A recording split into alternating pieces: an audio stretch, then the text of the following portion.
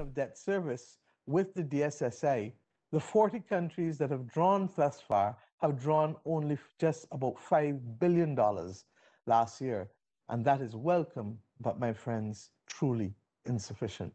Not to mention that it excludes middle-income small island states and middle-income countries whose access to the international capital markets is thwarted and who themselves, in many instances, have been the subject of downgrades. Especially as the fault line is about to widen, America's substantial policy response is a good thing. But the unintended consequences may well be higher US Treasury yields, a stronger dollar, which has happened before, will lead to massive indiscriminate reversal of private credit to developing countries. This, my friends, regrettably, is how the health crisis turns into a global financial crisis. And let us remember, 70% of the world's poor live in low and upper middle income countries dependent on these flows of finance. We must press forward on 4 steps that can address this development. First, we must ask for an extension of the DSSA for at least a further 12 months to cover low and upper middle income countries with above average GDP declines due to COVID.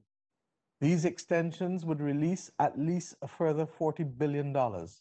We need to systematize a broader DSSI with the official sector agreeing, I ask, for a Barbados-style natural disaster clause in all their lending, such that the servicing of debt can be suspended in future for natural disasters and pandemics. Secondly, we ask that half of the additional and unused SDRs be recycled for debt reduction to reduce market debt distress, credit downgrades, and worse.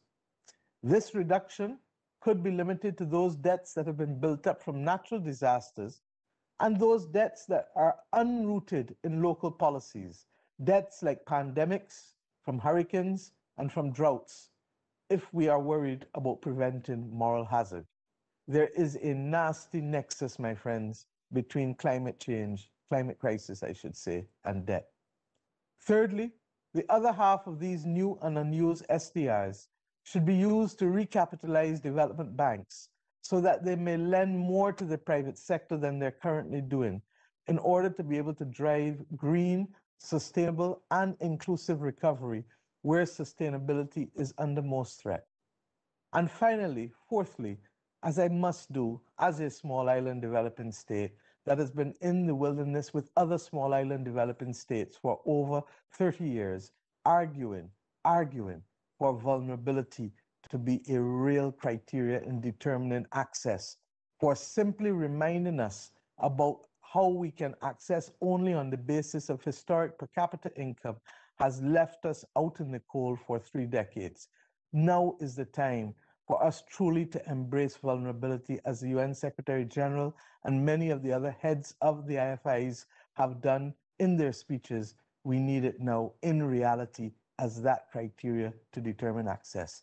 Thank you, and may we at this point in 2021 seek to bring real benefits to countries that are in real need rather than simply speaking words meeting after meeting.